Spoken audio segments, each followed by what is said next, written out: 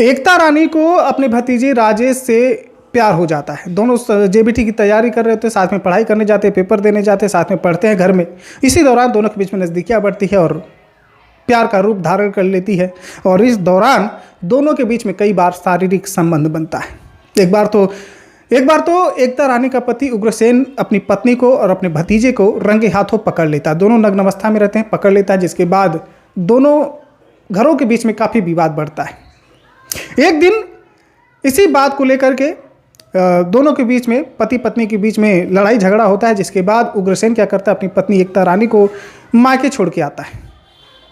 मायके छोड़ के आता है। जब एक दिन विदाई लेने की बात आती है, विदाई करने जाने ही वाला होता है कि एकता रानी अपनी भतीजे राजेश को फ़ोन करती कहती है कि डार्लिंग, आज आखिरी मौका है, क्योंकि कल मुझे लेने आएंगे, जिसके बाद हम दोनों मिले या ना मिले पता नहीं। आज आखिरी मौका है, तुम मेरे पति को मार डालो। जिसके बाद राजेश एक कुल्हाड़ी लेता है और जाता है अपने चाचा के गर्दन पे ऐसा वार कर देता है कि एक ही झटके में उग्रसेन मौत की नींद हमेशा के लिए सो जाता है। तो चलिए जानते हैं कि कैसे एकता रानी अपने पति उग्रसेन को अपने ही प्रेमी के हाथों, अपने भतीजे के हाथों अपने पति की बेरहमी से हत्या करवा देती है। नमस्कार, मैं हूं प्रदीप और आप सभी लोगों का एक बार फिर से हमारे चैनल पर स्वागत है। दोस्तों, आज की ये सच्ची कहानी जो है, ये है राजस्थान में एक ज़िला पड़ता है हनुमानगढ़, और उस ज़िले के अंतर्गत एक थाना आता है तलवाड़ा, और तलवाड़ा थाना के अंतर्गत स्योदानपुरा नाम का एक गांव रहता है। इसी स्योदानपुरा गांव में उग्रसेन अपनी पत्नी एकता रानी के साथ रहता है। एकता रानी और 6 साल की बच्ची रहती है उग्रसेन की। 8 साल दोनों की शादी को हुए रहते हैं, एक बच्ची रहती है। ये परिवार जो रहता है वहाँ पे एकता रानी जेबीटी की तैयारी कर रही होती है, और इसी में उग्रसेन का जो एक भतीजा रहता है, बड़े ताऊ का पोता रहता है राजेश। 23 साल उम्र रहती है राजेश की, वो भी जेबीटी की तैयारी कर रहा होता है। एकता रानी और राजेश दोनों जेबीटी की तैयारी कर रहे होते हैं, और इस दौरान जो है कि दोनों का एडमिशन जो है वो हरियाणा से हुआ रहता है। और एकता रानी का जो मायका रहता है वो हरियाणा के घोलपालिया में रहता है, तो वो वहीं से रहकर पढ़ाई करती है। कभी कभार अपना आना जाना, बीच बीच में ससुराल होता है आना जाना। ज़्यादातर वो अपने मायके में रह करके जेबीटी की तैयारी कर रही होती है, और जेबीटी में एडमिशन लिया रहता है भतीजा। तो एक बार राजेश जो है पेपर देने जाता है हरियाणा में पेपर देने जाता है, तो अपने चाची के मायके में रुकता है अपने चाची के साथ। जिसके बाद दोनों जो है साथ में कभी कभार पेपर देने जाते हैं, तो कभी कभार साथ में रह करके पढ़ाई करते हैं।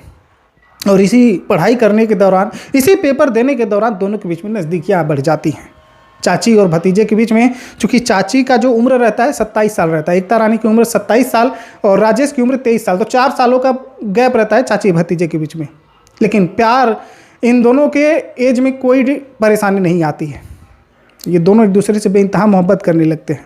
यही नहीं, कई बार जो है मायके में ही एकता रानी अपने भतीजे से शारीरिक संबंध भी बनाती है। जब उसका भतीजा वहाँ रह करके पढ़ाई करता है, पेपर देता है, तो इस दौरान दोनों के बीच में कई बार शारीरिक संबंध बनते हैं।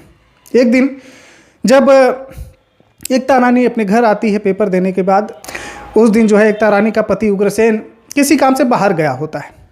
इस दौरान बाहर यही फ़ायदा उठा करके एकता रानी अपने भतीजे राजेश को फ़ोन करती कहती है कि आ जाओ, पति जो हैं गए हैं बाहर कुछ सामान लेने के लिए, तो बाद में चले जाना। भतीजा आता है, जिसके बाद दोनों शारीरिक संबंध बना ही रहे होते कि तभी कुछ देर में उग्रसेन आ धमकता है, घर में आ धमकता है। जिसके बाद वो खिड़की से दरवाज़ा बंद रहता है तो खुलवाता है, कोई खुलता नहीं। जिसके बाद वो खिड़की से जा करके देखता है, अंदर झांक करके देखता है, तो उसकी पत्नी अपने ही भतीजे के साथ नग्न अवस्था में रहती है। उग्रसेन के भतीजे के साथ जो चाची और भतीजे का संबंध रहता है, देखता है कि दोनों नग्न अवस्था में एक दूसरे के साथ शारीरिक संबंध बना रहे हैं। अब ये देखने के बाद उग्रसेन का खून खौल उठता है। जिसके बाद वो घर में दाखिल होता है तो अपने भतीजे से मारपीट करता है, और भतीजा भी हाथापाई करने लगता है। जिसके बाद दोनों घरों के बीच में काफ़ी विवाद बढ़ता है। अपनी पत्नी को भी मारता पीटता है, समझाता बुझाता है, लेकिन पत्नी को इन बातों का कोई असर नहीं होता है, और इनका मिलना जुलना, इनके बीच में जो नज़दीकियाँ रहती है वो कम नहीं होती है।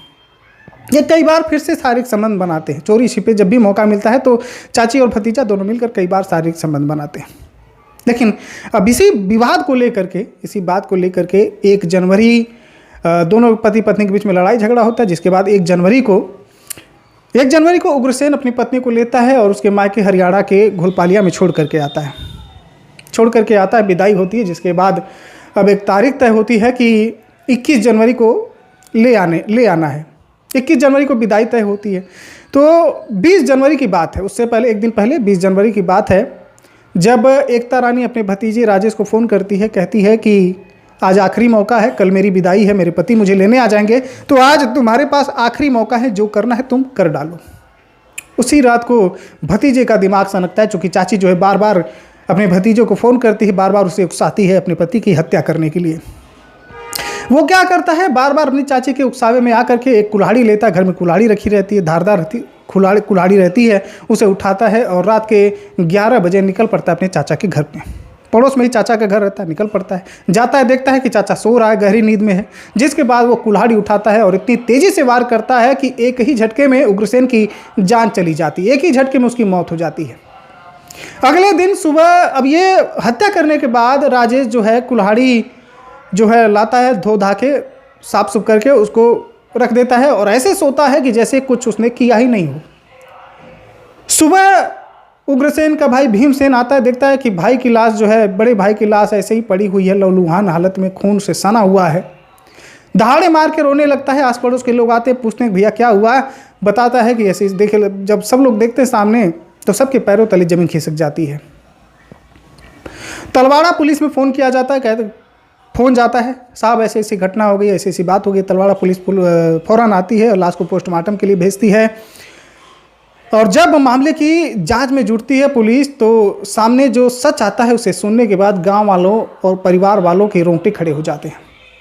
सामने आता है भतीजे का काला सच, जिसने अपने ही चाचा को मौत के घाट उतार दिया इतनी बेरहमी से। भतीजे को गिरफ्तार किया जाता है, थाने लाया जाता है। तो थाने में ला करके जो उसे वो खुलासा करता है, वो सुनने के बाद गांव वाले और हैरान हो जाते हैं। वो कहता है कि मेरी चाची मुझे बार बार फ़ोन करती थी, 20 जनवरी को सोमवार के दिन वो मुझे बार बार फ़ोन करती थी और चाचा की हत्या करने के लिए वो मुझसे कहती थी, जिससे तंग आकर के मैंने कुल्हाड़ी उठाई और अपने चाचा को ही अपने हाथों मौत की नींद सुला दिया। जिसके बाद पुलिस जो है, राजस्थान पुलिस जो है, अब हरियाणा पुलिस से संपर्क करती है और घोलपालिया से 21 जनवरी मंगलवार को घोलपालिया से एकता रानी को गिरफ्तार करके तलवाड़ा लाती है। यहाँ पे लाने के बाद पुलिस जो है दोनों का बयान दर्ज करती है।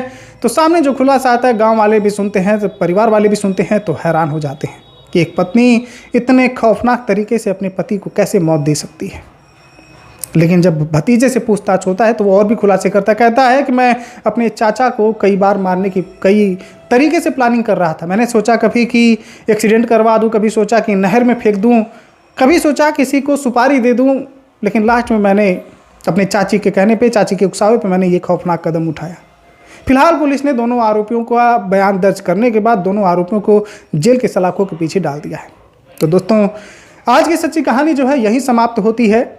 ऐसे चाची भतीजी के रिश्ते को लेकर के, ऐसे नाजायज़ संबंधों को लेकर के आप लोगों के मन में जो भी विचार हैं, जो भी ख्याल हैं, वीडियो को ज़्यादा से ज़्यादा लाइक और कमेंट करके हमें बताते रहिए। धन्यवाद।